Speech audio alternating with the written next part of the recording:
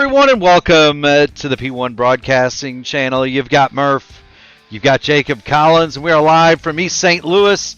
It's Gateway time, baby, the worldwide technology speedway, just like in real life for many years. It's the finale for the 2022, or 2026, excuse me, 2022, my goodness, talk about living in the past, Jacob. 2026 Season 2 iRacing INDYCAR Open Series. And Jacob, it's a star-studded field tonight. Malechka, Blocker, Brophy, all the way down to road racing ace Jarrett Corey. Hunter Smith from the Elite Racing League has joined us. This is going to be fast and furious, and everything happens faster under the lights, brother. Yeah, this has certainly been one of those tracks we've noticed the kind of the speed bump of these cars the most dramatically kind of amongst some of the other ovals here on the sim. It's, you know, they classify it as a short track in the real world. It's a bit bigger than at least my definition, what I'd consider to be a short track at 1.25 miles, the distance around the egg-shaped Worldwide Technology Raceway, kind of known by its common name of Gateway here, given its close proximity to that Gateway Arch in St. Louis. It is on a clear sunny day. You can see the Gateway Arch. Of course, it is nighttime here in the sim, and so you cannot see downtown St. Louis over the main grandstand. The oval here, 1.25 miles, turns 1 and 2, banked at 11 degrees, 3 and 4 significantly flatter at 9. 1 and 2 is the short end of the egg, 3 and 4 the wide end, and the track record here held by Joseph Newgarden, 24.632 miles an hour. There are several road courses here. There's a drag strip and a kart track, and one of the fun things, Jacob, about this place is in iRacing you can get on the road course here. That you can. It's kind of been famously used in seasons gone by my precious USF 2000 championship, and I believe 2022 season 4. You can, but you can also get into the road course. Just when you race the oval, there's a turn down in there, and well, there are usually some shenanigans that take place on the road course whenever we come here for officials after the race is over, watching Hunter Smith as he navigates this 1.25 mile facility. Big wiggle off of turn number 2, and that's something we're going to see all night, Jacob. Yeah, that's something that we've noticed kind of since the hybrid update in this car with 3 and 4 is it just seems like the car tends to be a lot more unstable regardless of really what you do to it. And I imagine with the way these open setups tend to drive historically, they're going to be kind of on the ragged of raggedest edges already. So we'll see how drivers are able to handle that, especially on the kind of the fast end of the track, because most of the time you're not lifting through there. No, you're not, and its conditions are absolutely ideal, Jacob. 76 in the air, 77 on the track. Humidity right at 50%, and just a bare breath of wind out of the southwest at 2 miles an hour. Hunter Smith comes across the line, and he will go to 6 on the board. We'll go to Matt Hollybaugh in the Satellite Racing entry. There he is for the Satellite Rogue Alliance, coming off of turn 4. His first lap in the books. Hollybaugh 26.715. He'll look to improve on that. Right now, the General Kevin Burrell 184.517. He was quick. Cameron Emerson knocks him right off the pole. Cameron Emerson a 10th quicker than the General Kevin Burrell here. Jade Munoz another 2 over Emerson.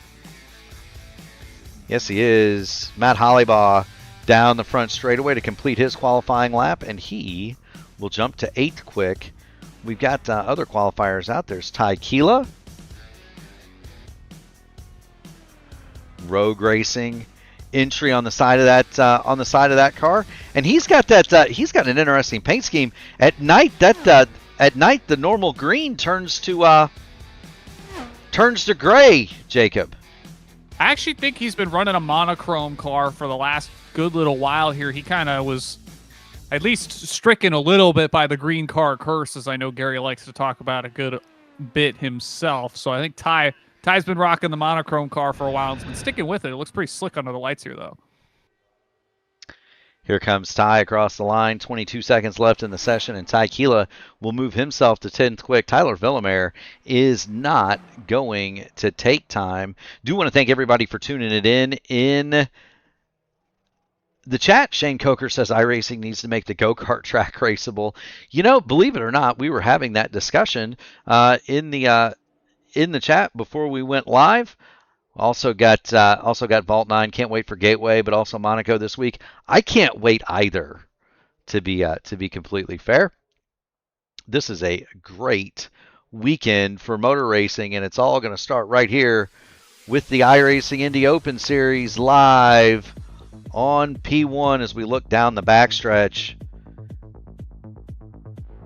We had a bit of a snipe when it came to the pole, Jacob.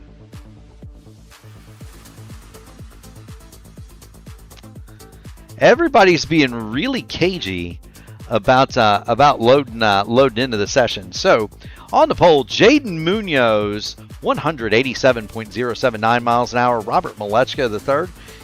He'll be second, 185.6134. Cameron Emerson, how about that? Number 18 of 19 cars. He's going to start third from the general. Kevin Burrell in fourth. Alan Berteau, Nick Sadiq make up row 3. Jarrett Corey, Rashad Craig row 4. And Matt Hollybaugh, Ty Keela start 9th and 10th. In 11th, Hunter Smith. Matt Taylor will be 12th in the Team I5G entry. Jason Brophy 13th. Adam Blocker 14th. Caleb Brashear will roll from 15th. Lilac Zier 16th. Logan Edwards 17th. Jared Wakefield will be on the outside of row number 9. And, well, Tyler Villamere, who very rarely, Jacob, qualifies, he's going to be going shotgun on the field 19th this evening. 140 laps. What can you tell us about 140 laps here at Gateway, Jacob?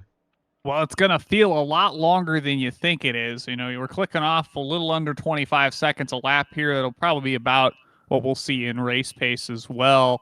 And I think the big thing with this track is you don't really realize just how physical it is until you start logging laps. Obviously, the real-world race here is, I believe, 260 laps now. I can't imagine being, constantly battering yourself on each end of this track with just all the things you got to do, not only in the car, but kind of just in your head as well to make it around this place, especially when lap traffic usually plays a big factor here.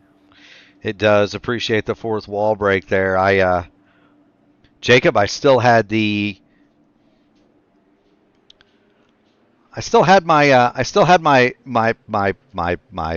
in-game radio on. I was taking some laps earlier and was able to match pace with Burrell, Brito in qualifying trim. So I feel really good about the Satellite Rogue Alliance cars this evening. That would be Corey Craig, Hollybaugh, and Ty Keela rather. Those cars should be mighty quick as we get ready to roll down the back straight. It is a quick pace lap here. You don't get very long, need everything set up. And you had better have your tools ready when you roll into that first turn 1, Jacob. Yeah, I'd imagine people are going to be a bit more conservative on that end of the track, just given, especially on cold tires, the last thing you want to do is send your car around in a hurry on lap 1. Yeah, you don't want to do that. Pace car is going to turn in a weird spot down here. Right there, the hole in the wall. That's going to leave the field under the command of Jaden Munoz. And we get ready to go to green. 140 laps of IndyCar Open action. And Jaden Munoz hits the gas and races away down into turn 1. He got the drop on Robert Malechka III. We are already side by side into the corner. That's Nick Sadiq and Alan Berteau. Yeah, they'll figure that out on the exit of 2 here. Field's going to be single file. I believe back to Adam Blocker's the first car looking to the inside. Malechka will look at the inside of Cameron Emerson. There's Adam Blocker working to the inside of Hunter Smith. Robert Malechka trying to get by Cameron Emerson, and we're going to go 3 wide at the front momentarily. Kevin Burrell sticks his nose in there. He'd like to get around Robert Malechka, the third for third spot. He does so. Malechka back to 4th, and he's immediately going to fall under fire to Nick Sadiq. Now, those Team Nexus cars, were extremely fast in practice. Burrell was the fastest in the practice session earlier. Nick Sadiq also very fast. So was Alan Berteau. I would look for those cars to be extremely quick in race trim as Adam Blocker's still struggling to get around in the back of the field. He's trapped on the bottom. You're going to see Logan Edwards take the momentum up on, Matt Taylor rather, take the momentum on the high side, and Hunter Smith slingshots right back by. And that's not what you would expect to see. Adam Blocker, who basically has, Jacob, the points championship sewn up for season 2, he's having some problems getting around 12th place Hunter Smith. I think the big thing here is it's just so hard to make a move stick on the bottom as we watch Blocker try to go for it again in 1 and 2. It's just you run out of time and you run out of space on the exit just given how tight that corner is to begin with as we watch Blocker try to go for potentially another move down into 1 and 2 as he bounds up to the back of Hunter Smith down the front straight. Yeah, here he goes. We're going to jump on board with Adam Blocker and show everybody exactly how difficult that is. Now, Blocker will get on the high side here and try to make the momentum happen down the backstretch, but it is very, very difficult, as you say, Jacob. It is very, very difficult to make that move stick because just like Darlington, the exit of turn 2, just like Motegi, the exit of turn 4, the wall wants to come up and smack you when you come out of that corner. Yeah, Malechka. Oh, Malechka's around! All right, man. Robert Malechka around on the back. Caution is on the speedway. Robert Malechka, I don't believe, well, he has hit something. The rear wing is askew on that power slide entry. Robert Malechka has found trouble here early at Gateway, lap 6 of 140. He's racing with Cameron Emerson in that number 18 M&M's machine. Let's see what has befallen Robert Malechka. He's dived into the inside. And they make a little bit of contact there on entry. That's not a huge situationship. It looks like Malechka's got it clear, Jacob. And there's the contact on corner exit. And that is so easy. That is so easy to do. And that's not going to be any consolation to Robert Malechka as we watch it from Cameron Emerson.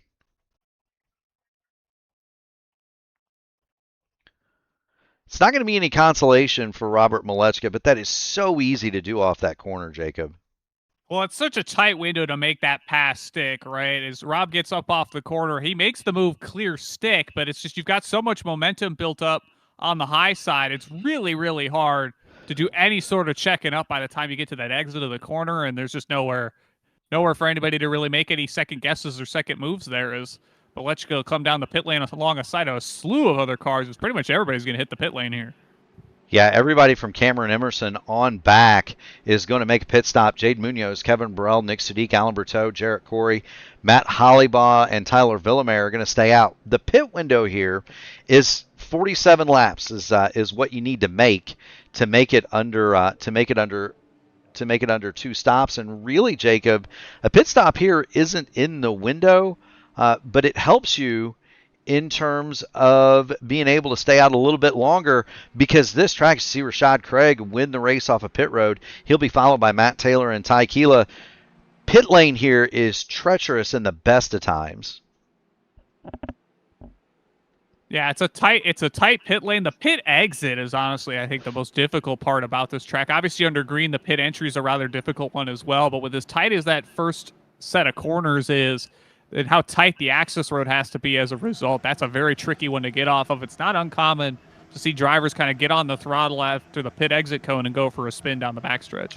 Yeah, it really isn't. It's also a very abrupt blend as you try to exit back on because you want to get up and get into the draft as soon as possible because turns 3 and 4 very much flat out here as we see Tyler Villamere bring his machine back down pit road. Of course, there are no tire limits here in the Indy Open Series, and so this would be a great opportunity if you got a little bit of damage or maybe an adjustment you want to make.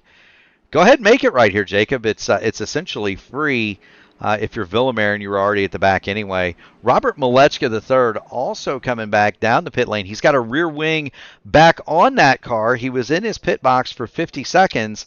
Malechka going to try to get that power slide team hype machine going one more time. Well, the lights are out on the pace car, so he's going to be at the risk of maybe the field catching up to the back of him before he exits. We'll see what he opts to do here.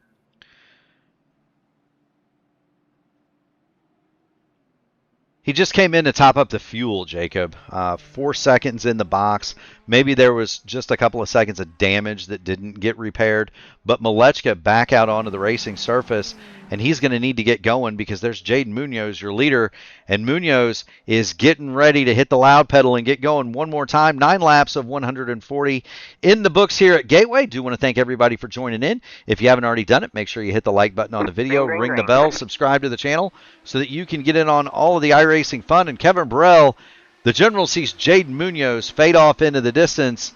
That is about a 10-car length lead for Munoz. The front 5, front 6, 7, 8, 9, 10 cars, all single file, back to Adam Blocker to the inside of Ty Keela for 9th. Now we'll see if he can make that one stick this time.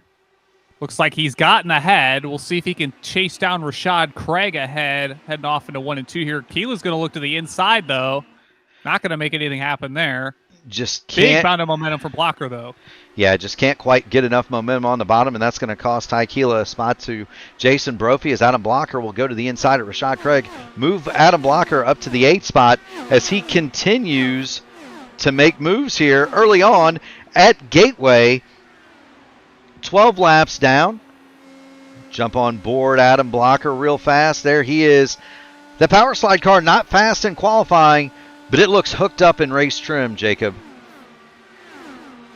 Well, I think the big thing is he might have just not gotten that second lap he wanted. He might have tapped the wall or just opted to not run another one, depending on how his situation works. Obviously, we've seen a number of instances of cars doing single lap qualifying fuel fills where they're just going out there and locking that one lap in and hoping it's enough. We'll see if Blocker's able to get his race pace apace here as he continues to work his way through the field. We got a battle for second. Nick Sudik battling the general Kevin Burrell. Sudik able to go around the bottom side of Kevin, and that's 2, 3, and 4 for the Nexus Esports team as they continue to chase Jaden Munoz around here at Gateway. But a strong showing from him and a strong showing from Matt Hollybaugh. He and Jarrett Corey 5th and 6th for the Satellite Rogue Alliance group. Matt Taylor to the bottom of Jarrett Corey, though, through turns 3 and 4. We'll see that move stick as Blocker's in the mix. He'll look to the low side down the front straightaway. Might try to make a move into 1 and 2 on Taylor. Blocker goes to the bottom. Taylor on the high side. That is a master of the short tracks in an IndyCar, Matt Taylor, and he'll use the high side momentum to slingshot back around Adam Blocker, but don't count Blocker out of this deal just yet. He has gotten some tremendous drafts through turns 3 and 4. He'll go all the way to the top of the speedway. He's going to have the preferred line on the outside, and Matt Taylor is going to let him have it going into turn 1. Matt Taylor looked like it was standing still, and that's not something you could normally say about him at a track like Gateway. Blocker with a big bout of momentum through 3 and 4. He's continuing that massive charge through the field. He is. Meanwhile, Jason Brophy is going to start working on Jarrett Corey, and he'll make that move stick. And here comes Rashad Craig, former series champion, to the inside of teammate Corey. And so Jarrett Corey up as high as 5th early on. He's fallen all the way back to 9th. As we see Adam Blocker now go to work on the backside of Matt Hollybaugh, headed for turn number 3. He'll swing it to the outside. He's been making that work to pretty good success, even if he's not able to get to the outside down the front stretch. He's had a good amount of speed to maybe make a move into 1 and 2. He's going to look to the inside here on Hollybaugh, maybe set up something into 3 and 4. Not going to be alongside down the exit of turn 2. We'll see if he can do the same thing he's been doing, get that big momentum in 3 and 4. There he is. You see Adam Blocker shading Matt Hollybaugh just about half a lane to the high side. Hollybaugh is a pretty smart racer. He's likely going to make Adam Blocker go the long way around. And there you see Hollybaugh. He is not willing to give up that high side to the Power Slide Team Hype Machine, Jacob. Well, I think he's seen the number of cars Blocker's been able to pass on the high side, so he's going to put him in a spot that is maybe less preferable, but Blocker will look to the inside here, make the move stick in 3 and 4, move Blocker up to 5th. It's worth noting that both Adam Blocker and Matt Hollybaugh, lap over lap, have been faster than Jaden Munoz leading this race. Not only that, but Nick Sudik has started to reel in Munoz from second spotting, and he's bringing Kevin Burrell and Alan Bruteau with him. While we were focusing in on Adam Blocker's charge, there's Nick Sudik, and here's all he needs to get to the leader of the race, Jaden Munoz, and he is considerably quicker, about a tenth a lap. Nick Sudik is coming toward the lead, Jacob.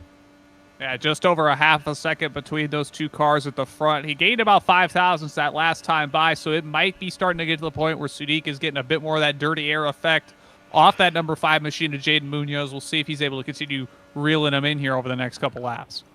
We'll see.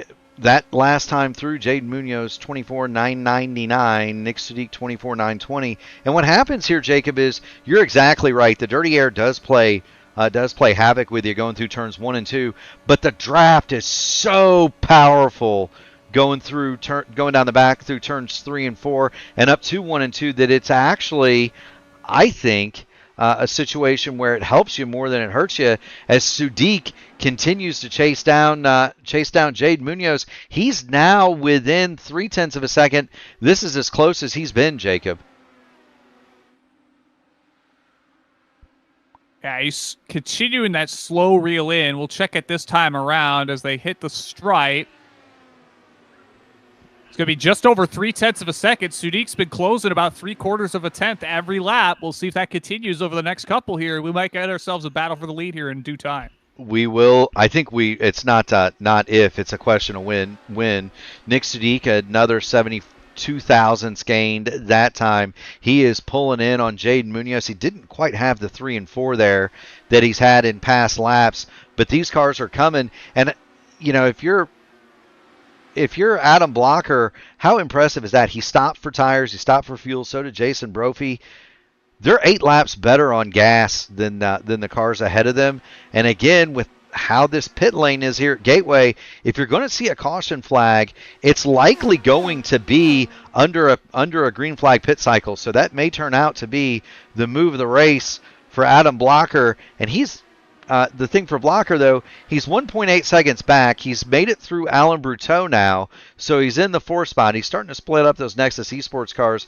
Matt Hollybaugh has fallen all the way back to 9th place, and that car is not enjoying being in traffic, Jacob.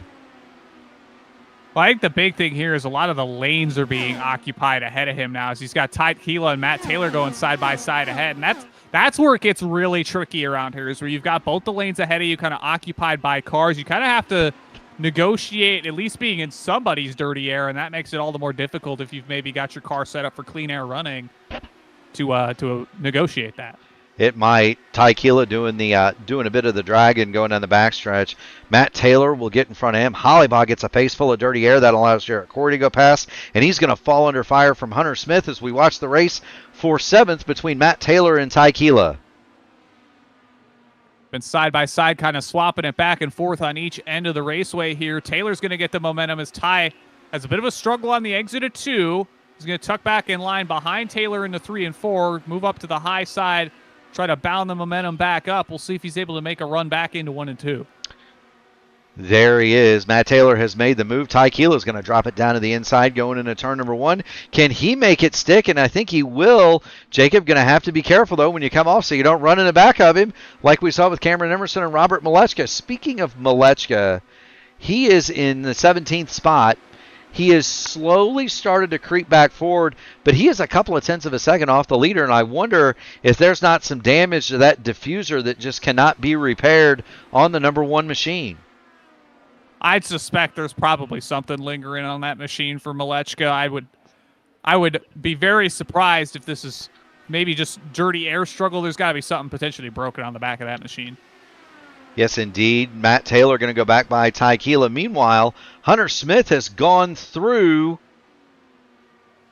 Matt Hollybaugh, and Hollybaugh going to fall under fire from Caleb Brashear for the 11th spot now. Rashad Craig also looking to come through. This racing down through from 7th to about 13th, 14th, 15th. Lilac Zier, the caboose on this train in 15th, is fast and furious, Jacob. Well, remember, some of the cars that are in this mix now are cars that didn't come down the pit lane at all, and a lot of these guys that are fighting through here are on slightly fresher tires, and that might be what we're starting to see here as this run continues. We might. Let's check in with the battle for the lead because Nick Sudik has found Jaden Munoz, and he goes to work on the back of the number 5 machine of Munoz. Nick Sudik is hunting the lead. Kevin Burrell has dropped back a little bit. This is going to be a straight fight for the top spot. Sudik briefly had it down under 0.2 of a second. Munoz turned the wick back up and stretched it back out to about 0.3, but there's no doubt Nick Sudik is wearing out the rearview mirror of the number 5 machine. It'll go back and forth every couple of laps, and that might just be when Sudik puts a couple of laps together a bit better than Munoz. It's always hard to gauge just how much you're doing at the front of the field in these oval races, because as much as you want to pull away from the cars behind you, you also don't want to wear your tires out or put yourself in an inopportune spot, say with a timely caution rather than an untimely caution, depending on how your race strategy is playing out. No, you don't. There you saw the interval from the gearbox of Jaden Munoz. Nick Sudik closes back to within a quarter of a second. Meanwhile, have to be impressed with the showing from the number 15 of Hunter Smith. He's made it up to 9th spot. He has passed Corey. He's passed Rashad Craig, and he's going to go to work on Ty Keela and Matt Taylor. And I think he might be the fastest machine of the bunch. But the road is very much blocked as Taylor smacks the wall coming off of turn number 2. Well, I think he got a bit nervous with Kilo trying to negotiate the bottom as Ty got a bit loose off the corner, as he's tended to do, trying to make that bottom run stick. Hunter Smith's going to get a good bout of momentum through 3 and 4. He's got nowhere really to go with it since Ty's kind of stuck to him. They're almost gluing the front to rear wings there between Taylor and Smith. Yeah, that big lift from Smith to avoid running the back of Matt Taylor allows Jarrett Corey to run to his inside, but Corey not able to keep his Dallara straight coming off of turn number 2. He'll lose the position right back. Hunter Smith gets to the inside this time. Can he make that work on Ty Keela? He does, going through turn number 4, but one more time, Ty Keela with the huge run down the inside, and they just keep swapping these positions back and forth, Jacob. Yeah, it's just going to take one move to stick ahead of Taylor that's going to kind of change the lead of this group here. But it's so hard to get that momentum build up when you're having to fight cars behind you. As Smith looking to the outside here once again. Almost looked like they were going to be 3 wide off the corner here. Ty's going to stay tough on the bottom. He's closer than he was the last time. Let's see if he can do something in 1 and 2 here. It does. Hunter Smith, no slouch in this car. He is a former winner of the Elite Racing League Indy 500. Ty Keela and Hunter Smith make contact, and Ty Keela, broken rear wing, Ty Keela. And there he goes around, and he's going to take Corey with him. Caution is out on the speedway. And you could tell Jarrett was getting nervous behind Ty, knowing that rear wing was broken on that machine as they headed off into 3 and 4, and he was just left with nowhere to go by the time Ty's car went around. He wasn't. Hard racing between Hunter Smith and Ty Keela. They banged wheels a couple of times prior to this, and I don't know that Hunter Smith doesn't have damage on his car. Trying to get in a little bit tighter. Actually, let's watch it. Let's watch it from the blimp. That might be the best way to do this. You see the black car of Ty Keela on the inside, the rainbow-hued number 15 of Hunter Smith in the middle. That's Matt Taylor in the Team I5G car on the top. And watch, Keela just loses all of his momentum, and there's the contact, and it was really netcody in the corner, but that breaks Keela's wing. And Jarrett Corey just nowhere to go. He has to follow Ty into the next corner, Jacob. Yeah, you're not left with too many options when you get down into the corner like that, especially with the cars having to negotiate traffic around through there. We're going to see pretty much everybody come down the pit lane here this time. We are. Jaden Munoz is going to lead him down, and this is fairly close to the pit window. Lap 47 is the target. When they come back out and get the green flag, they'll be about 5 laps short of that. So, and look, 47 laps is not a problem in these cars. You can get upwards of 50 to 55 laps if you're cautious, and so they are in the window to make it on one more stop as Jaden Munoz leads them down the pit lane. Jarrett Corey has retired his car. Ty Keela sits on the pit lane, and he has got to be frustrated as everybody else streams into the pit lane. Yeah, we'll see how this gets underway here as everybody gets their service. Who beats the pit lane out? It's going to be Munoz, followed by Sudik. Kevin Burrell comes out third. Adam Blocker, Jason Brophy. Pretty much the exact same order that came down. You got Berteau, Taylor, Rashad Craig. He'll pick up a spot, I believe, in the pit lane here over Hunter Smith. He will. Robert Malechka picked up quite a few spots on that cycle. He moves forward into the 12th spot. Of course, he had taken fuel at the last minute under that last caution, and so perhaps Malechka not needing near the amount of fuel that his competitors did. 7.8 seconds in the box for him. That was among the quickest in the field. Blocker and Brophy also quick on pit lane, 7.8 seconds. Jaden Munoz, one of the longest, 8.4, and that would tell me, Jacob Collins, that Jaden Munoz was burning at full tilt up at the front. That would be my guess as well, and that's kind of the hardest thing to do up at the front of the field. Is you don't have another car to kind of gauge your speed off of, kind of tow you or pull you along, if you will. Especially see that some of the bigger tracks here on the IndyCar schedules historically. It's going to be very, very interesting to see how this plays out, as Munoz will get another chance at the front of the field to restart this race, and we'll see what he does. We've seen him reach out and race away under the previous two starts, the initial start and the restart. He's gotten a pretty good drop on Nick Sadiq and Kevin Burrell, as everybody in the back is going to get themselves sorted out. Of course, this is you're going to see many of these drivers, Jacob, in a couple of weekends. The entry list comes out on Wednesday for the P1 600. 40 entries thus far, just a few spots left to make that field. My man, that's going to be quite the show. 2:00 Eastern Time, Saturday, June the 13th. As Jaden Munoz will lead them back around, and we get back under the green flag, and already a 5-car length advantage over Nick Sadiq headed into turn number 1. I think the car that got the best restart out of the kind of the top 5 there was Adam Blocker, as he stays relatively close to Kevin Burrell here as they work down the back straightaway here. We'll see if he can do what he's kind of been doing all night long and making that high side work here in 3 and 4. We're gonna have an eye on the Power Slide Team Hype machine of Adam Blocker. Of course, the Thrustmaster logo on the rear wing, indicative of a Pro Series competitor. And well, Adam Blocker is showing you why. He started this race in the 14th spot. He is currently 4th, and he's looking for 3rd on the general Kevin Burrell. We see Kevin kind of running higher than a lot of the other cars we've seen Adam make it by before, but he's still getting a good bit of extra speed down the front straightaway. Here's going to stay on the high side through 1 and 2 here. I think he's just going to be patient here. He's got Jason Brophy right behind him, so that's 2 Power Slide entries, potentially able to help each other carve their way through these last couple of cars to get to the front.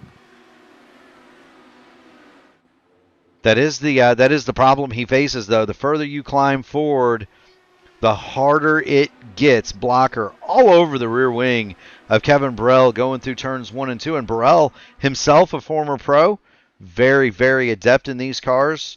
Jaden Munoz, another former Pro Series competitor. The front end of this grid, very sharp as Adam Blocker works himself to the inside of the general Kevin Burrell. Side by side off turn 4 here. He'll be still tucked into the inside here as they head into 1 and 2. We'll see if he can get an edge over Burrell through the corner. He's going to come up like he does, and he's going to clear, but Burrell's going to maybe look to the inside here. No, he won't. He will not. Adam Blocker completes the pass on Kevin Burrell into the 3rd spot, and he is going to charge after Nick Sadiq. Sadiq is just as close to Jaden Munoz as he has been throughout the run, sticking within 0.2 of a second, but he can't look forward anymore. He's got to look up in the rearview mirror because Adam Blocker is coming, Jacob. Yeah, Munoz hasn't really been able to pull away like we've seen the last couple of times. I suspect that's just coming down to the cars behind him getting a better gauge of when he's going to start to launch away on these restarts. That's going to let guys like Adam Blocker and Jason Brophy work their way into this picture, kind of unlike we've seen prior this evening. It will. Let's jump onto the cockpit of Adam Blocker as he works on Nick Sadiq, and will kind of talk us through what you see Adam Blocker doing here. He's 0.2 of a second behind Sadiq. Where do you think he's obviously quicker through the middle of turns 3 and 4, but how do you think he accomplishes this move, Jacob?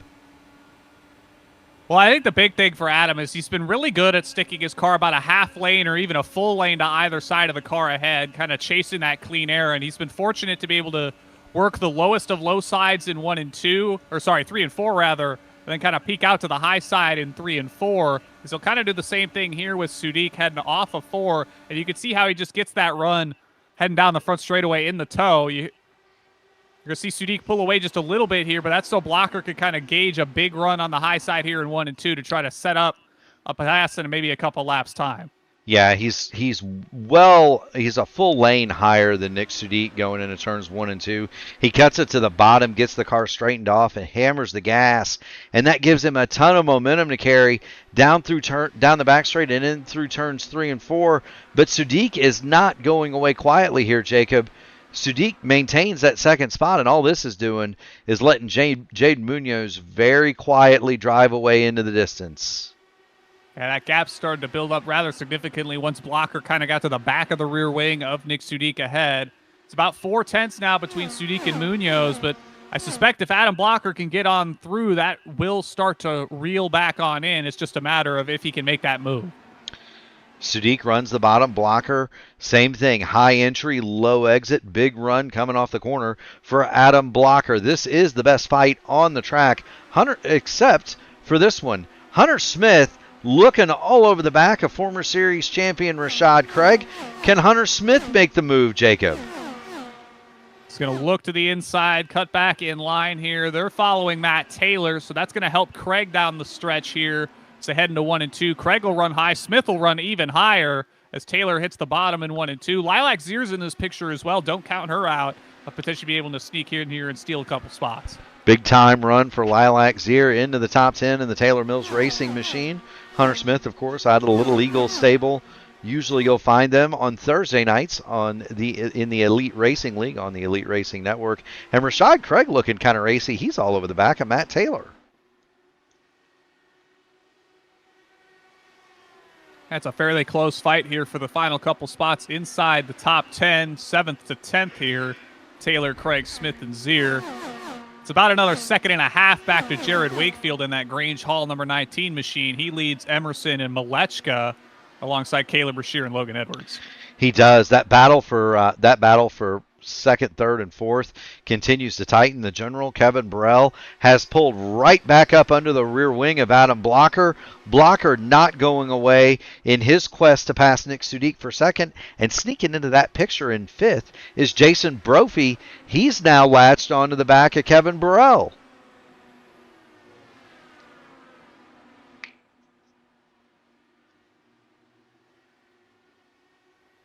Yeah, one car kind of caught out in no man's land in between these two battles, between the front half and the back half of the top 10 is Alan Berteau. He's kind of sitting 3/4 of a second behind this top 5 group here, and then has about a second back to Matt Taylor behind him. Hunter Smith has made a move on Rashad Craig for the moment, but they're side by side as they head into 1 and 2.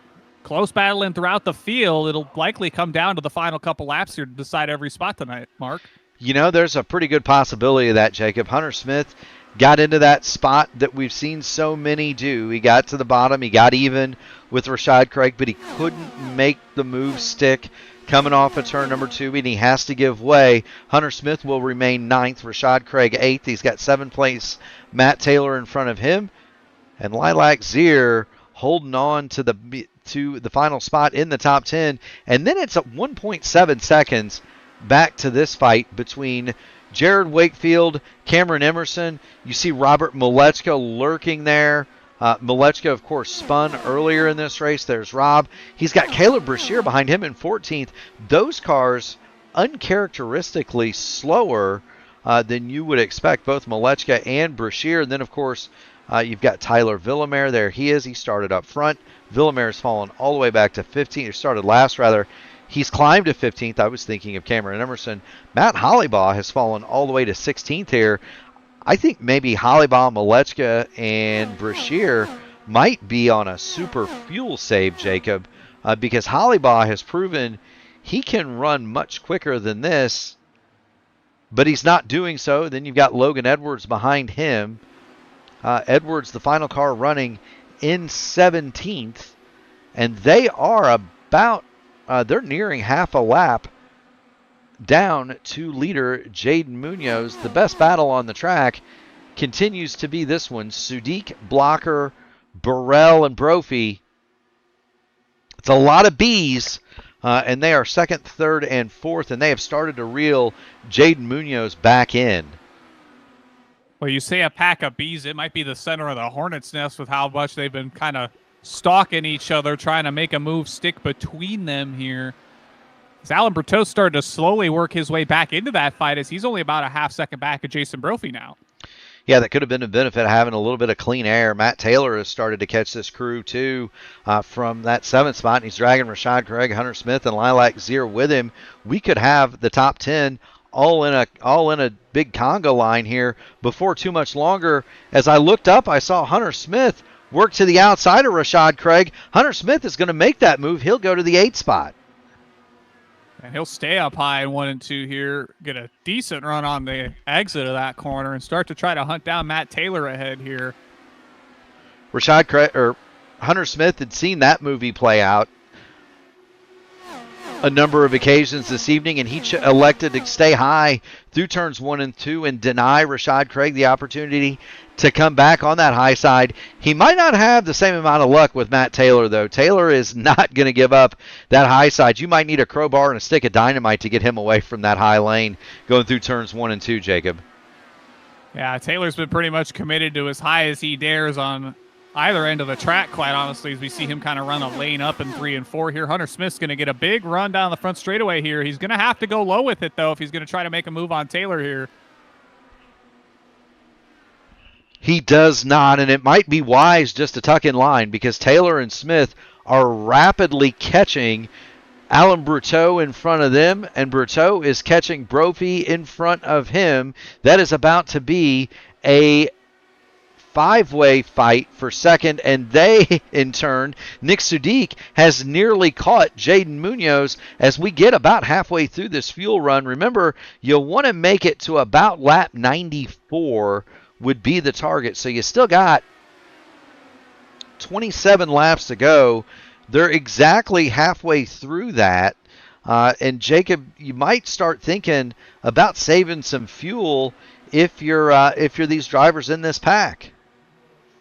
Yeah, I think it's kind of just a little bit of a stretch, if I'm not mistaken, maybe towards the end of a fuel window to make that kind of lap count here. And that's maybe why we're seeing guys like Robert Malechka, Caleb Brashear, Matt Hollabaugh run a bit more conservative this way through. Because if they catch a timely caution here, they could be at just the right place at the right time. As pitting under green here is basically a death wish if you hit it at the wrong time, as I believe you can go 2 down here, just given how long the pit lane in and out is. Yeah, it's a super long pit lane. It's a super long entry and exit, of course. The pit entry is down at the entrance to turn 3, and you can really only run about 120, 130 miles an hour down through there.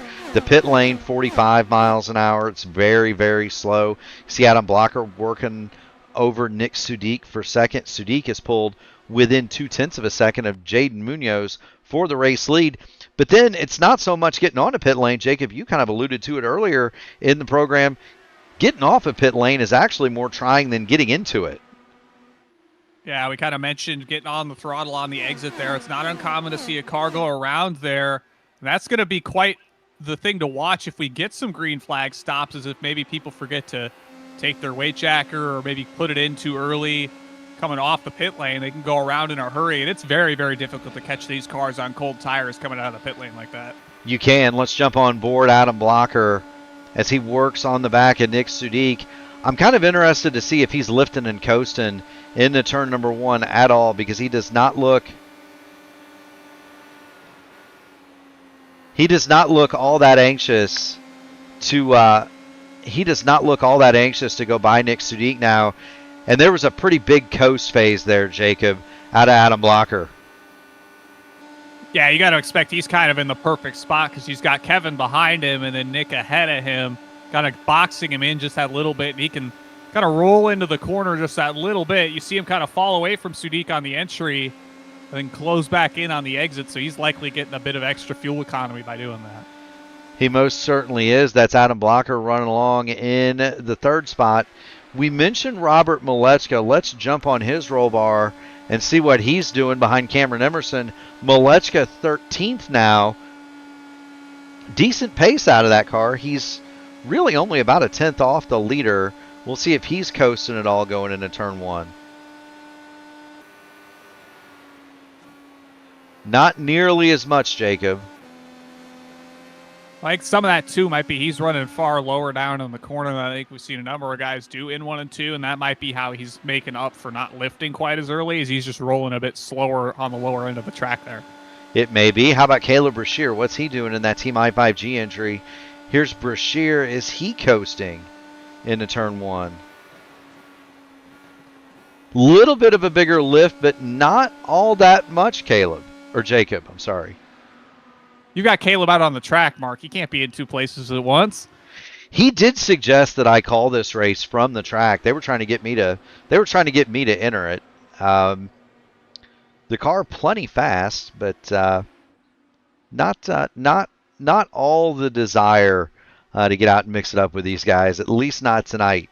I prefer the much more sane confines of the booth as Jaden Munoz continues to lead away from Sadiq, Blocker, Burrell, Brophy, and Bruteau. The first guy not with a last name starting with a B after Jaden Munoz is Matt Taylor. He's in 7th.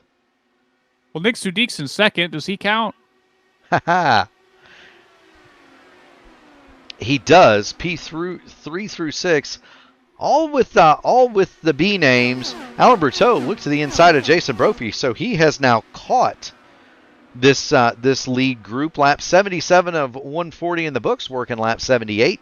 Do want to thank everybody for tuning in and joining us here on P1. If you haven't already done it, make sure you hit the like button on the video, ring the bell, subscribe to the channel so you can get in on all of the iRacing fun. Of course, tomorrow it's another triple header.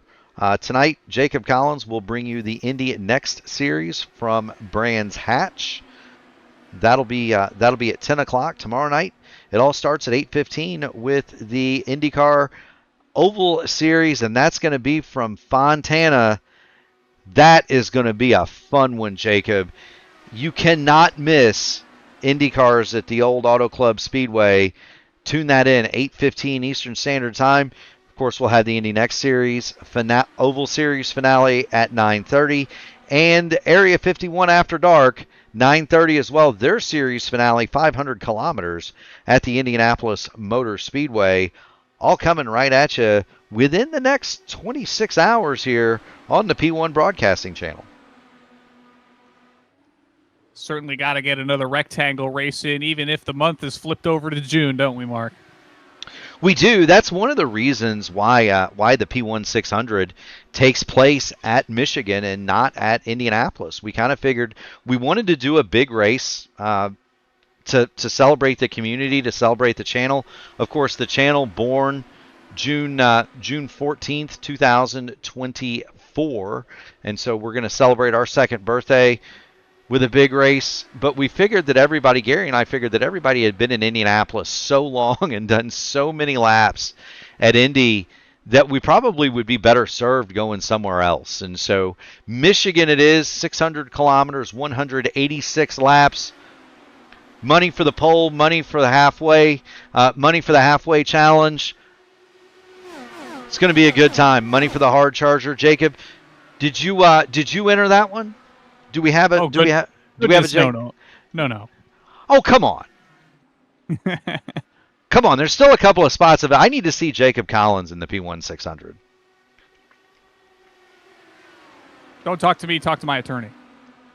It is a crown jewel event. $600 up for grabs in that one, and $600 of Murph's money, and there's a $100 bonus to a driver if he can win the P1 600 and the PRI Hoosier 500, and that one's coming up very shortly. Wayne Campbell chimes in, and he says Area 51's actually at Gateway tomorrow, so I'll get my double dose at Gateway, Jacob. I had thought that it was Indianapolis tomorrow, but of course, as always, I am mistaken. I should have checked the schedule before I started flapping my gums.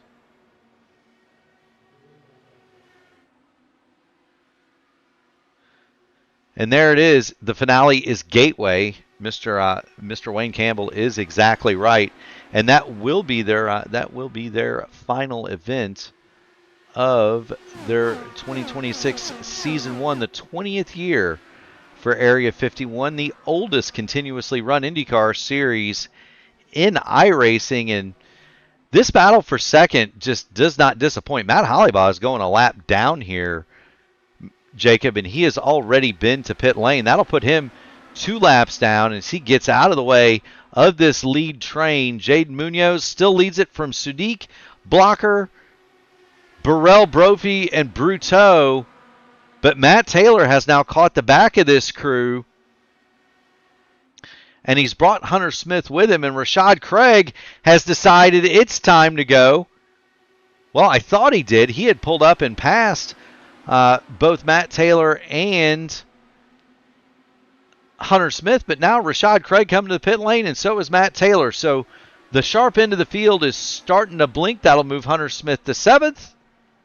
The leaders continue on. Jaden Munoz, 47 laps in his current run. Remember, the magic number is 54, so they're going to have to go another 6 laps from here, Jacob. Can they make it? Well, we'll certainly have to wait with bated breath and find out. This allowed a lot of these front-running cars to get a bit of bigger spaces between them, even if just for a moment. Blocker's going to close back in on Sudik, but they were spread out about 2 or 3 tenths apiece here for a lap and a half or so, following kind of working their way through lap traffic with the likes of Matt Hollibaugh. They were. Hunter Smith has come into the pit lane. So is Jared Wakefield. Final car still on their fuel load is Logan Edwards. Caleb Brashear has now moved it into the 10th spot. Robert Malechka is up to 8th, and I got to believe Malechka was kind of playing possum with him that entire run, saving some fuel, as we see Munoz and Sudik hit the pit lane, and that will promote Adam Blocker to your race lead. Kevin Burrell, Jason Brophy, Alan Bruteau follow behind him. The Killer Bees have moved to the lead of this race, Jacob. Yeah, they'll inherit this lead here. We'll see how many laps they opt to stay out following Munoz pitting. Looks like Kevin will blink and come down. Yeah, here comes Kevin Burrell. So now it's Brophy and Blocker at the front. Alan Bruteau will also come to the pit lane. How about Robert Malechka? He's still on the speedway. 51 laps on the current run as Jason Brophy will go to the lead over Adam Blocker, and that almost seems like a tactical move to let Blocker do some more drafting, Jacob. Yeah, he'll get maybe another quarter, maybe another half a lap, and that might be... Man, oh, caution! Caution is out. Yellow is out. Caleb Brashear is backward. On the front stretch, it looks like. Yes, he is. And that is going to change a bunch. Cameron Emerson, Logan Edwards went a lap down on pit lane. The only cars on the lead lap currently, Brophy, Blocker, and Malechka. That was a bit of a slow slide out of 3 and 4 for Brashear there that ultimately put him in the inside wall. Looks like he might be able to just put a new front wing, front nose cone on that thing and be okay, but not what he was looking to have happen. It was for him, not. He's not going to get on the lead lap at all. He's not. There's the impact. I don't know that the wheel is bent on that car. Let's jump up on the roll bar and see. I don't see any of the suspension askew for Brashear, but you're right, that's killer for him. He had just made a stop. He was 2 laps out. Now he's going to have to come back and fit a new front wing, and he will not be able to get the wave around, Jacob. Oh, he'll be 2 down and stay 2 down here. I think he'll be the only car 2 down as well. So he'll have to hope maybe some issues befall his competitors in the closing stages here to pick up some spots that way. He will. You see him bring the i5G machine to a stop. Malechka, so far behind everybody else, is going to be leaving the pit lane before Rob gets to his pit box. But the Power Slide trio, they're going to have the lead. Everybody else on the speedway is going to cycle back around. Logan Edwards, Matt Hollybaugh, Tyler Villamere, Jared Wakefield, and Caleb Brashear are going to remain laps down. Everybody else is going to get the wave around. Now, they've all stopped. And so they've all already stopped, Jacob. And so they've got laps on their tires. So give Brophy, Blocker, and Malechka the lead in the freshest Firestones. They could be tough to deal with. This also should help everybody make the fuel number.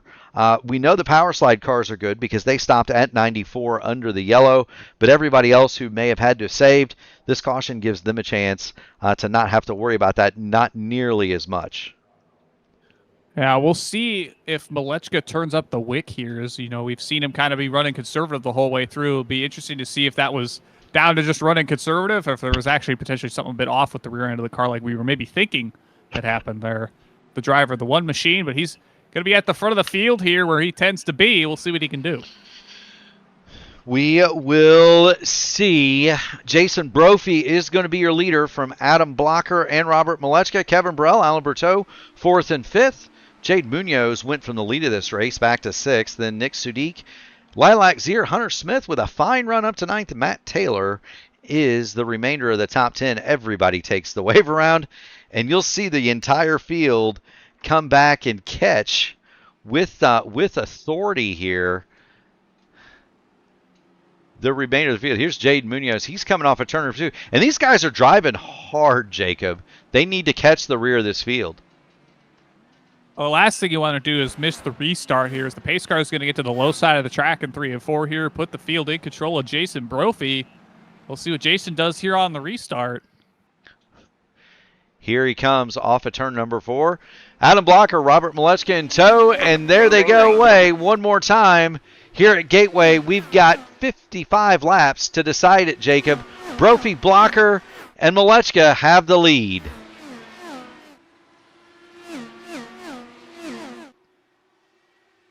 Yeah, big jump for those front couple cars between Brophy and Blocker. Malechka's got kind of a couple lap machines behind him, as I believe that's going to be Edwards, Hollibaugh, and Villamere directly behind him. So he's got a bit of a gap back to actual cars for position here. So I think it's in Robert's best interest probably to let these lap cars fight behind him and just run his race, sitting in that 3rd spot, paying rear gunner for his teammates up ahead. Yeah, he's got Matt Hollibaugh, Logan Edwards, and Tyler Villamere behind him.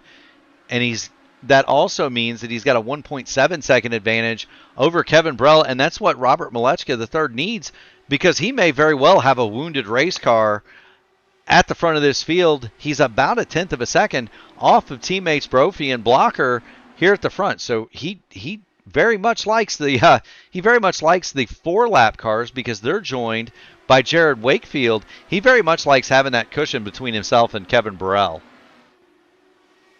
We'll see if maybe that machine starts to get a little bit better here, as I think he's already been passed by Logan Edwards, as we see Logan's machine ahead of him now. That purple and white camouflage I5G entry for him.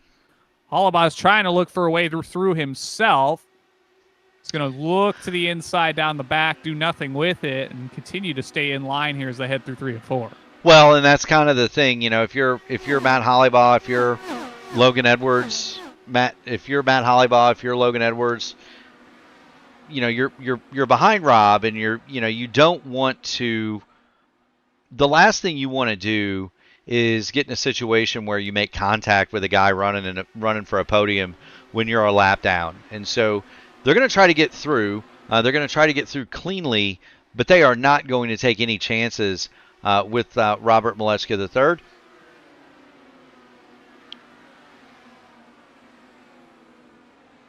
At least I wouldn't think so, Caleb. Or Jacob. My goodness. And that's actually Caleb Brashear leading this train. Malechka is the second car in line. The two leaders, Brophy and Blocker, they look like one car, Jacob, going through Worldwide Technology Speedway here at Gateway. Yeah, they're getting a lot closer together, and my apologies for mistaking those two I5G machines. Under the lights, that Brashear machine looks a lot darker of a shade of what I believe is actually blue. Well, and envisioning. And it's very close to Brendan Lichtenberg's car as well. Both of them sport mostly blue and white cars. I think Brashear's has a little bit of red trim on it, but it's very difficult sometimes to tell Brendan and Caleb apart. I think Caleb's is maybe a little bit darker blue, but beyond that, very difficult to tell apart. And then, of course, Alexis Newsom, not in the race tonight. Her car is red, whited blue, very similar colors. Actually, the same colors as my Indy Alliance car, except hers is not chrome, Jacob. And so you got to sport the chrome when you can sport it, right? Well, what I'm sporting right now is I think Cameron Emerson just made a move on Rashad Craig for 11th. He'll be looking to try to chase down Matt Taylor for further position in the field here. Sits about a second and change behind that number 6 i5G machine for Taylor. Hunter Smith, he's been working alongside Jaden Munoz. They're going to make a pass, I believe, on one of those lap machines. That's going to be Jared Wakefield. Yeah, and Munoz got all bound up over there, Jacob, trying to make that move on Jared Wakefield, and allowed Hunter Smith to go to the high side and get around Munoz. The one-time leader struggling in traffic. He actually restarted 6th. He's fallen to the 8th spot. Yeah, we'll see if he's able to get the momentum built back forward as we reach the 35 to go mark here on lap 106. Hunter Smith able to keep that momentum up on the high side as Munoz struggles on the bottom trying to make a move. He does indeed, and look, you talk about open setups. This is kind of the trade-off. You can set up a car that will be very, very quick here in clean air, but it will struggle mightily in traffic. Jaden Munoz led the first half of this race. Now he's buried in traffic, and he cannot get forward. Meanwhile, Alan Berteau and Nick Sudik have fought their way through traffic, and it's going to be up to Hunter Smith now to get past Villamere and Logan Edwards. Well, the big thing I'm seeing is Kevin Burrell's basically right up to the back of Robert Malechka, and that's for position. He's just got to get around. I believe this is going to be Caleb Brashear, yeah. Yeah, Brashear again. Here comes Burrell on the inside. He's just got to pass Rob here, and he'll be back on the podium here tonight. Yes, he will. Kevin Burrell looking at the back of Robert Malechka. Do want to thank everybody for tuning it in, joining in the fun. You are watching the P1 Broadcasting Channel. It is the Indy Open Series Season 2 finale live from Worldwide Technology Speedway at Gateway. Kevin Burrell dives the inside of Robert Malechka. The Nexus Esports machine makes the move on King Robert. Put Kevin Burrell into the 3rd spot. Malechka back to 4th. They come down into 1 and 2. Malechka not going to really put up any of a challenge there, as he'll fall significantly off the back of Burrell here. He'll be trying his best to reel back in those other 2 power slide entries in Brophy and Blocker up at the front of the field. He is slightly faster as Kevin Burrell the last time through. The problem for Kevin is the general is almost 3 seconds in arrears of Brophy and Blocker. Those 2 continue to race nose to tail at the front of this field. They have not as yet really, well, they've started to separate a little bit. Jason Brophy out now about 0.3 of a second, give or take, over teammate Adam Blocker, but Blocker very much still within shouting distance. And there you see the gap back to Kevin Burrell, 3.1 seconds now. It's nearly the full length of the front straightaway. Cameron Emerson's worked his way into the top 10, passing Matt Taylor fairly convincingly, as Taylor's fallen about a half second behind him now. Not quite sure what's going on there, but Malechka's made it back on Burrell as well. Yeah, and kind of think about, I think Malechka gets past Kevin Burrell, and now he's got 3 Nexus Esports machines lined up behind him, and Burrell, Berteau, and Sudik. And kind of thinking about that situationship for Taylor. He was one of the early pitters. So was Matt Hollybaugh. So too was Rashad Craig. And you wonder maybe if even with the caution, they need some help to make it home on fuel, and they've had to kind of check up the pace a little bit. That could definitely be the case. Because now we've got kind of a big group of cars wrapped under a blanket behind Malechka here, all the way back to Hunter Smith in that 7th spot. So that's about 5 machines within a second here, working their way into turns 3 and 4. We do. This is 3, 4, 5, 6, and 7. Malechka, Burrell, Bruteau, Sudik, and Smith. And they've got, that's Caleb Brashear behind Hunter Smith. And so that is not for position. Neither is Matt Alibaugh, as Hunter Smith will make the dive under Nick Sudik going into turn 3. Move Hunter Smith to 6th spot. He's shot out of a cannon. He may drive around Kevin Burrell for 5th. Yeah, Kevin's going to leave him the space up on the high side there. Berteau's kind of trying to pull his teammate along down the front straight here. We'll see if Smith can make something happen in 1 and 2 here. So he's just about there. They'll be side by side off the corner. Might have been a bit of contact there. Sudik now looks to the inside of Hunter Smith. He's going to try to reclaim that 6th spot. Those Nexus Esports cars back in line, but Hunter Smith says no. Hunter Smith drives around the outside of Nick Sudik, and he'll look to the inside now. Now he'll get back in line. You know what I think's happened is those cars all markedly slowed down as if they thought they were going to save some fuel, and Hunter Smith said, boys, I'll keep it turned up. And they were kind of forced to get going again. They were kind of forced to turn the fuel mix back up again. And that allowed Hunter Smith around Sudik, and he is all over the back of Alan Berteau, and he's running a very similar line to the one that we saw Adam Blocker running earlier. Hunter Smith drops to the bottom of Kevin Burrell as Alan Berteau goes by Robert Malechka. And Malechka will kind of get up on the high side ahead of Burrell. That'll pull Burrell along just a little bit here. He'll look to the inside on Malechka. See if he can make the move stick on Berteau as well. Doesn't. Oh, it looks like it will. It will. So Smith move. Almost gets in the back of Malechka through 1 and 2. He'll let Sudik on through. Malechka's going to look to the inside of Burrell. And I think we're back in the Hornet's nest, Mark. Yeah, it almost feels like this is one of those situationships, Jacob, where I don't know that anybody really wants to lead this thing, at least lead this train. These cars all stop before the yellow, and so they may be running it just short of fuel. Well, Malechka didn't, but everybody else stopped just short of the yellow, and so they may be fighting some fuel issues. Malechka with 26 laps on his tank, Burrell 28, Berteau 28. Hunter Smith on 30. Yeah, well, Hunter Smith is on 32. Jaden Munoz on 30. Lilac Zier on 30. So these cars may be jockeying for position here, all the while kind of trying to save some fuel.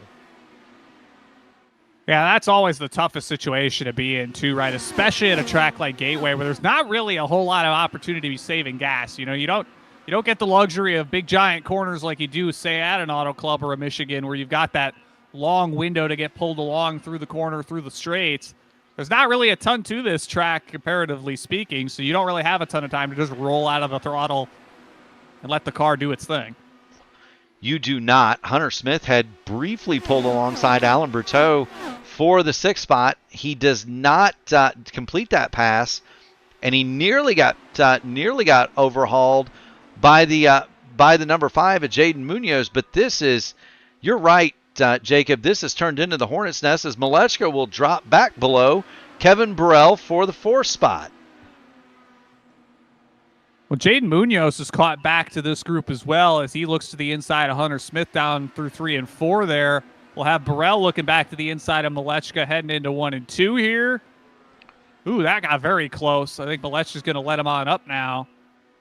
It did, and you gotta wonder, with the damage to that number 1 machine, how much he's having to fight that car and how much he's having to burn extra fuel as he runs Burrell up the hill. That's going to let Hunter Smith get to the inside of Alan Berteau.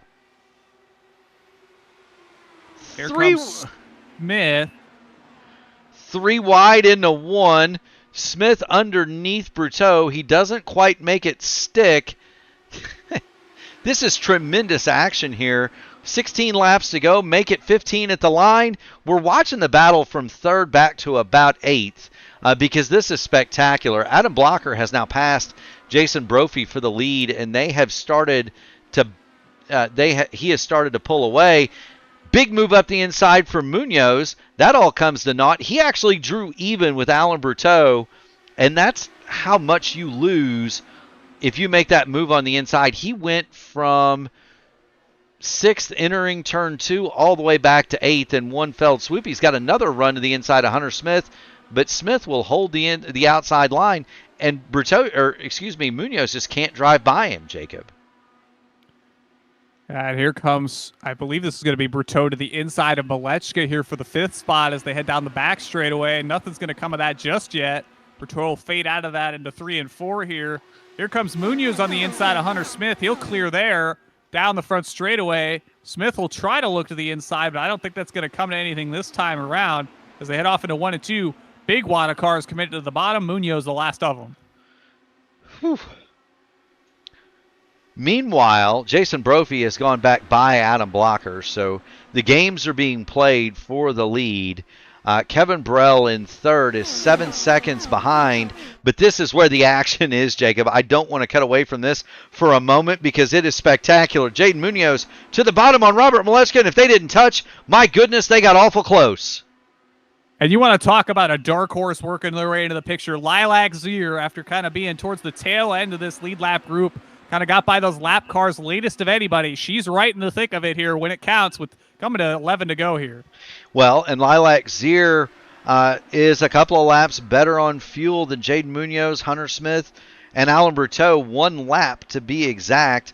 And so maybe she's using that to best effect. Whoa, we got a car right in the back. Right, it's Caleb Brashear. He's gone around. Caution is out.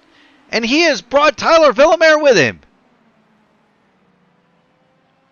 Oh, he might have got some help with that one. We're going to have a look. There's Caleb Brashear. And this changes a little bit of everything. He's up to the high side of Jared Wakefield.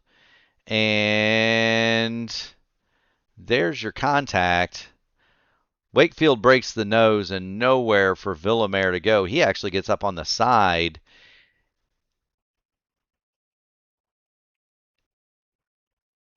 He actually gets up on his side there, Jacob.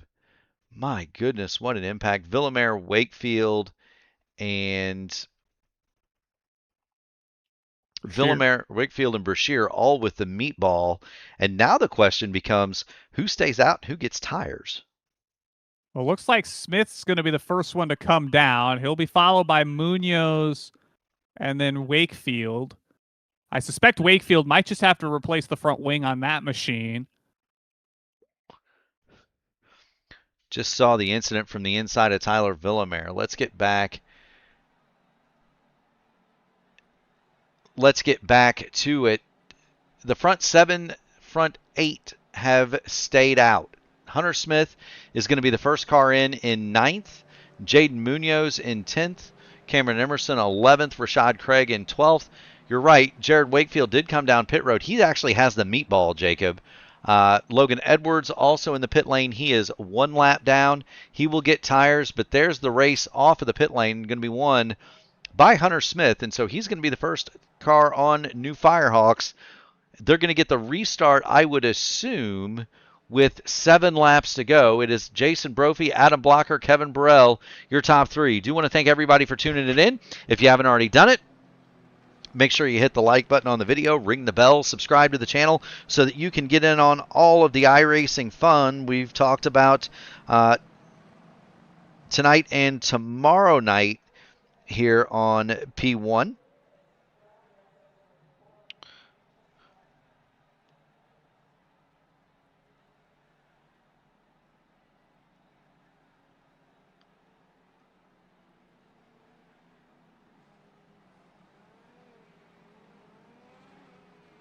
We do not have a race on Wednesday night. Both the Formula Indy Series and the Horizon INDYCAR Series are on hiatus. Thursday, it's the 2026A Elite Racing League Indy Lights Series, races 3 and 4 from Detroit. That'll start at 7:45. And then the AMA Archway Industrial Coatings Truck Series will happen on Friday, 8:20 p.m. pre-race, 8:35 race start. The 2026 iRacing INDYCAR Series presented by 40 Racewear goes off at 2 o'clock on Saturday, full distance from here at Gateway. And then Sunday night, it's the Votive Indy Oval Series from Indianapolis. That is the finale. Special time, 4 o'clock Eastern for Votive Indy Oval at Indianapolis. And then, of course, that brings us to Week 13, an abbreviated schedule. You've got the Elite Racing League Indy Lights Series on the 11th at 7:45. That's Thursday night, 8:20 for the AMA Outland Custom Arms Grand National Series, 8:20 pre-race, 8:35 start, and then the big one, the P1 600, 2 o'clock Saturday, June 13th, as Jason Brophy reaches out to the lead and streaks away from Adam Blocker. Here's Hunter Smith. You got to be watching these cars. Hunter Smith, Cameron Emerson, and Rashad Craig. Jaden Munoz did not get a good restart. He fell all the way back to the 12th spot. Can Hunter Smith do anything with those tires as Adam Blocker reels in Jason Brophy? It's likely going to come down to the final lap here, but a caution could change things fairly dramatically here, as I believe at this stage it would end the race. So we'll see how early Adam tries to make a move here for the point here as we work lap 135 and 3 and 4, and they'll come to get 136 here as they head down the front straightaway. Everybody should have plenty of fuel here. It's not a matter of fuel. It may be a matter of tires. Hunter Smith has pulled right into the back of Matt Taylor, and he's going to start working on the back of that Team I5G machine. I5G versus Little Eagle for the 8th spot. Remember, Smith pitted from 7th, so if he can make it back, he's not really going to lose all that much, and he is faster than the leaders. Adam Blocker gets around Jason Brophy going through turns 3 and 4. Can Brophy make the move through turns 1 and 2? He's going to go to that high side and do that over-under maneuver, but Brophy just not as quick as Adam Blocker. Yeah, he'll get a good tow down the backstretch, though. We'll see what he does in 3 and 4 here. He'll kind of run a lane up. Blocker goes all the way to the bottom. Brophy's going to tuck right back in down the front stretch here. We'll see if he pops out to make the move in 1 and 2. Doesn't look like he will. We'll see if he opts to wait here another time in 3 and 4. Hunter Smith goes to the inside of Matt Taylor. There they are coming off of turn number 2. Now, Smith is not at nearly the disadvantage that some of the others have been going down to the inside right there, just because he's on fresh tires, so he's got a lot more grip than his competitor. The problem is he can't make it stick. Taylor continues to prevail on the high side. Smith going to take another run at it as Blocker and Brophy continue to go after it for the lead, but Brophy just cannot make the move. He got all the way to the back of the rear wing. Adam Blocker going into turn 1 and thought better of it as we come to get the white flag, Jacob. Hey, here they come in 3 and 4 for the penultimate time. They'll head down the front straightaway and get that white flag. It's now or never for Jason Brophy to make this move for the point. He's going to wait, not make it in 1 and 2. I think he's suspecting a shot in 3 and 4 is all he's going to get. Up high in turns 1 and 2 for Jason Brophy. Adam Blocker trying to break the draft all the way to the bottom. Here comes Brophy into turns 3 and 4. Is he going to get enough momentum to come off of here and nip him at the line? I don't think so. Adam Blocker to the bottom. He's going to win tonight at Gateway to seal his season championship. Jason Brophy second. Nick Sudik is third. Hunter Smith did not get past Matt Taylor for 8th. Kevin Burrell and Robert Malechka round out the top 5. Whew.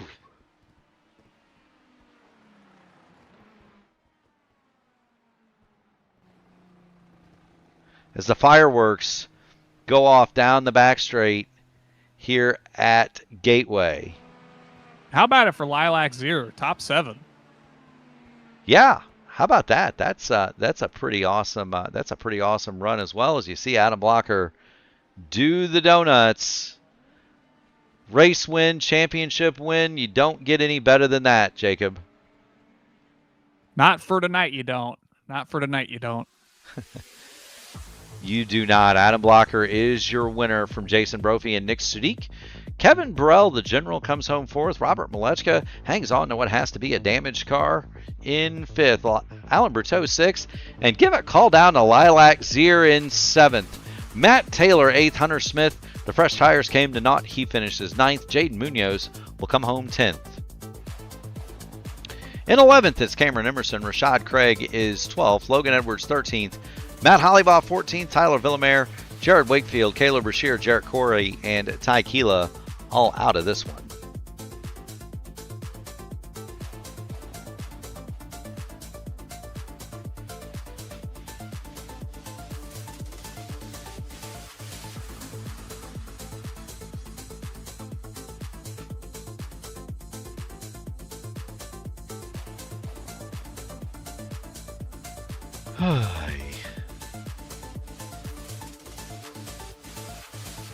I think the power slide cars had temporarily made a triangle on the front stretch there.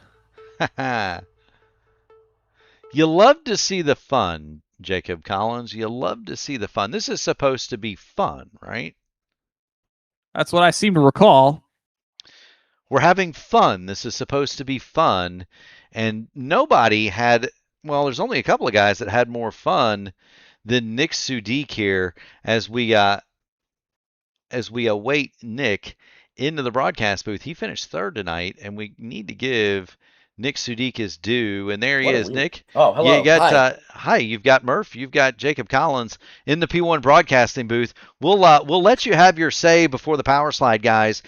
Is Hornet's Nest a good description of what you went through for most of that race?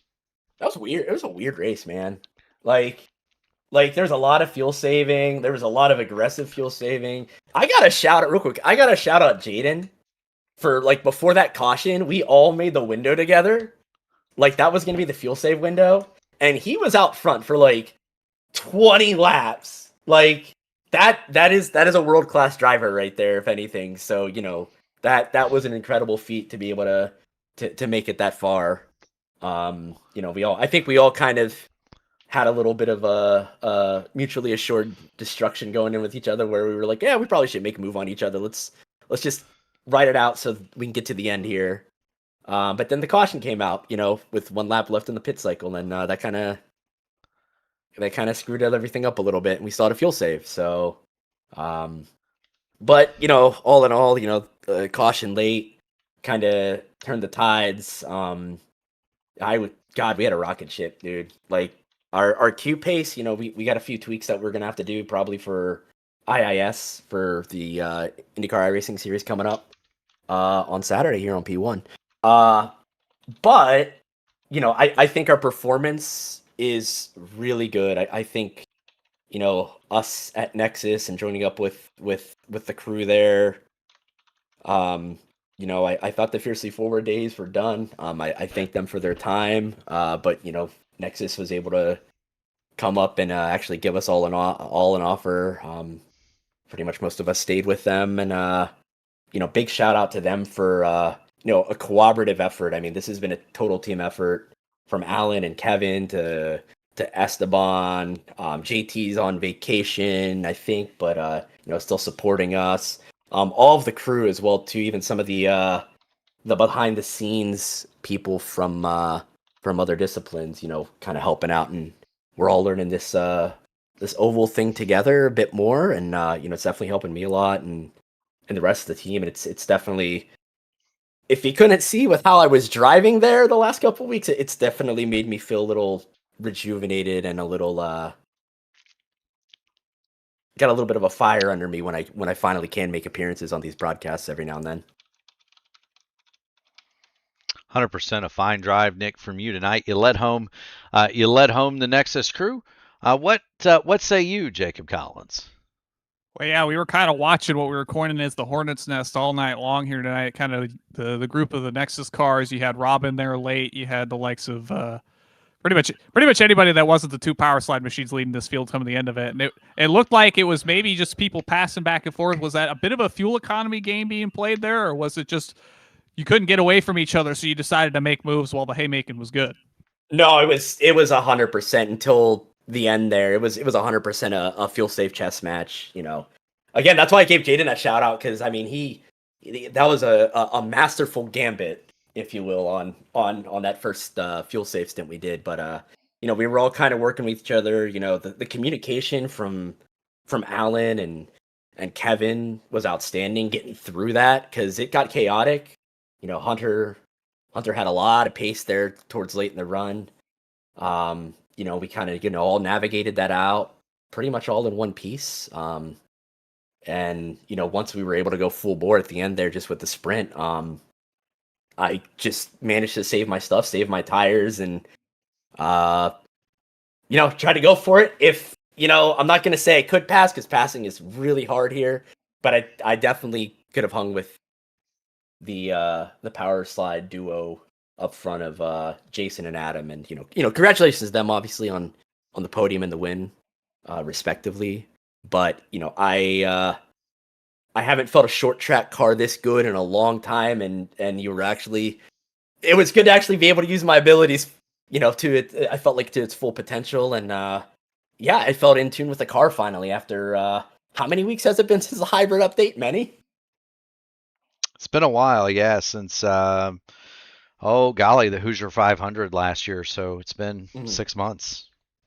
Yeah, no. So yeah, give a shout out. I know you guys got to get the rest of the podium up here, but give a shout out again to Nexus for building a rocket ship and being able to really be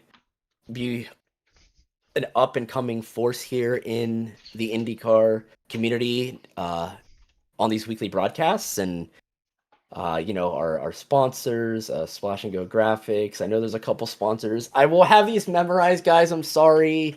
I will get these memorized Here, eventually. I'll do you a solid. I'll put the car up There you go. on the on the screen. There you go.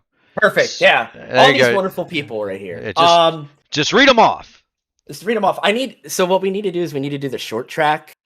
Like Johnny Gibson kind of, is that his name? The World of Outlaws guy. Just read off like 20 different main sponsors for David Gravel or whomever. But yeah, no, seriously, in all seriousness, no, thank you to them. Thank you to to Kevin and Alan for running tonight too. The wonderful teamwork they had. Shout out to Maria. She's watching. She texted me actually a little bit ago. I'm pretty sure it said, "Baby, way to go," or something like that. So my dad's watching too, I think. It's good to have a podium for him watching too.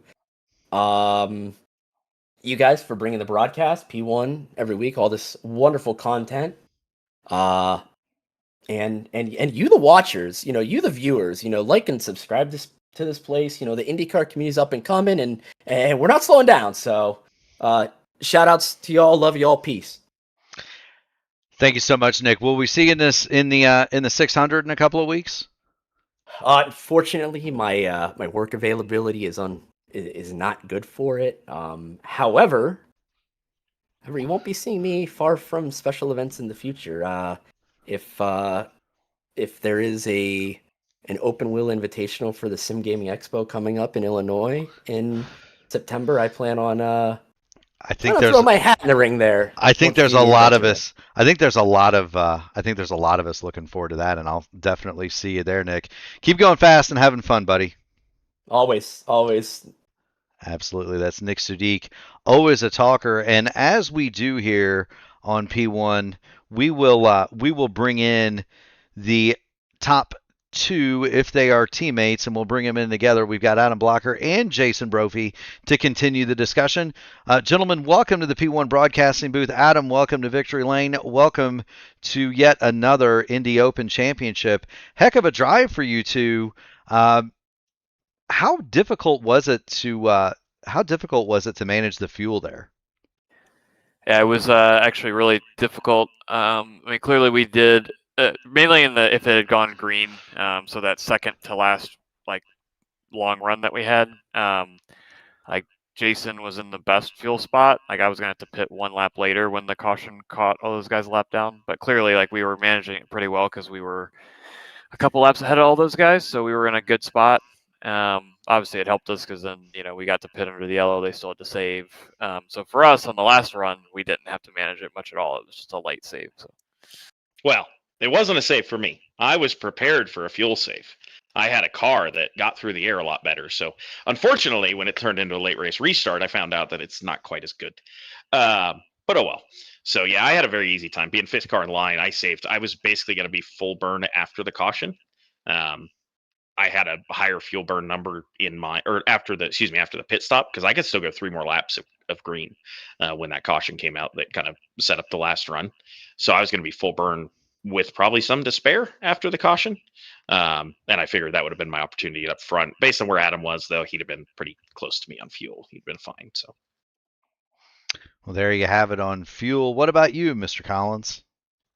Yeah, it looked like kind of late in the going there. It came down to when that last caution fell to really decide the end of this race. Was there maybe some things in the back of your guys' heads as to when to take that lead in case the caution came out late enough where you just had to be in the lead to win the race? Well, I mean, Adam had problems, so that made that one easy. If that last caution doesn't come out, Adam he was stuck in 4th gear there for a few laps, so I was going to be in great shape. I wish that last caution hadn't come out, but outside that, I think it was pretty easy to pass. Adam will tell you, but like he had an easier time because he had more downforce than me, so he had an easier time passing, and I was kind of a sitting duck until he chose to, and then I was just hoping I could beat him back to the line. Unfortunately, I couldn't. So.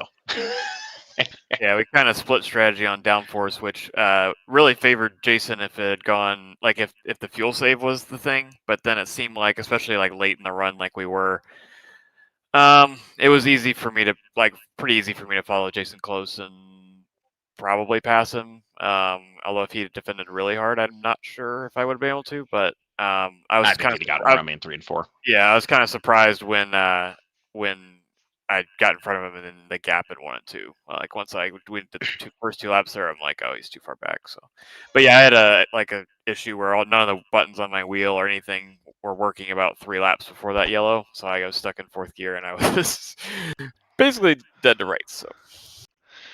That always adds an extra degree of difficulty when you have to reset your wheel software under caution. But glad you got that worked out, Adam. It's a pleasure talking to you both. I have to ask, did Rob have some sort of permanent damage on his car that he wasn't able to fix? Yeah, his rain light was pushed in, which meant that he was really loose and he had less rear downforce. So he was fighting for his life every lap. And more drag. Yeah. Really good combo. Yeah, no downforce, add some drag. That always helps the pace, right, boys? Yeah. Rain light damage is about the worst damage you can get in this car for one component. I mean, it's real bad. Just because it's so unpredictable too. So he was hurt. He was holding on. Getting 5th out of that is pretty. That's just Rob. I mean, that's kind of incredible given how broke he was. So it is indeed. We were watching him and just wondering how damaged that rear end of that car was, and you don't really know. You can't really tell from our position, but either way, good run for both of you guys. Great run for your team, 1st, 2nd, and 5th. With that said, we'll let y'all have at it. Friends, family, sponsors, shout-outs. You win the race, you get the mics. Yeah, I just want to thank everybody on the team for the effort all season. It was it was a fun open season in general. Yeah, and been a while since we actually won the championship, so it was good. And just thank y'all for covering the series, and see y'all next season. Absolutely. We're going to see you guys in a couple of weeks for the 600. I think I'm going to be You're traveling somewhere, so. Yeah, you're going to be traveling. What about you, Brophy? I will not be there. Unfortunately, I have 3 consecutive weekends where I am going to be gone from home right after that. And so I cannot commit to doing that one because I think I have to go see my dad for Father's Day that weekend because I'm not home the next one. So there you go. That's always more important. Well, until we see you again, boys, keep going fast and having fun, all right? Yep. Thank you. Absolutely. That is Adam Blocker, Jason Brophy. They are tonight's top 2, and Jacob, you can't close out a season any better than that, can you? No, a classic short track bout between some of the best in the business. It doesn't get much better than that. It does not. This is the final week of the season. Adam Blocker will be your 2026 Season 2 Indy Open champion. If you want to see some more titles get handed out, come right back. 10 o'clock tonight, the Indy Next Road Series Monday Night Top Split will go off from Brands Hatch. Tomorrow, it's a triple header, the INDYCAR Oval Series Championship Tuesday, 8:15 p.m. from the Auto Club Speedway. They're going to be followed by the Indy Next Oval Series at 9:30, from right here at Gateway. And then we're going to have another race at Gateway. It's the Area 51 INDYCAR Series finale at 9:30. On Thursday, it's the 2026 Elite Racing League Indy Lights Series, races 3 and 4 from Richmond. I can't read my own handwriting. From Detroit and then Richmond. I can't read my own handwriting. Friday, it's the AMA Archway Industrial Coatings Truck Series, 8:20 pre-race, 8:35 start from Michigan. Saturday, the 2026 INDYCAR iRacing Series presented by 40 Racewear. We'll be right back here at Gateway, 2 o'clock race start on that one. And Sunday, it's a special presentation of the Votive Indy Oval Series, 4 o'clock Eastern from Indianapolis. That is the series finale. Next week, well, Jacob, it's week 13, and so you won't have any officials Monday or Tuesday. Area 51 will be concluded. The next race next week after Sunday will be Thursday night for the Elite Racing League Indy Lights Series, 5 and 6 from Laguna Seca and Lucas Oil Raceway Park. And don't forget, pencil it in, the P1 600 goes June 13th, Saturday, June 13th, 2 o'clock. Do not miss that one. 600 of my dollars go on the line in a community special event. Don't miss it. We want to thank all of the community, all of the drivers, all of the fans, all of the competitors, the people that really make this possible. It's been a great season 2. I can't wait for season 3. But we really want to thank the people that really make it possible. The military, the police, the firemen, the EMTs driving the ambulance. And Jacob, I wish they'd quit cutting off my uniform, but the nurses that unload you when you get there. From the bottom of our heart, we thank you all, and we will see you at 10 o'clock for the Indy Next Series.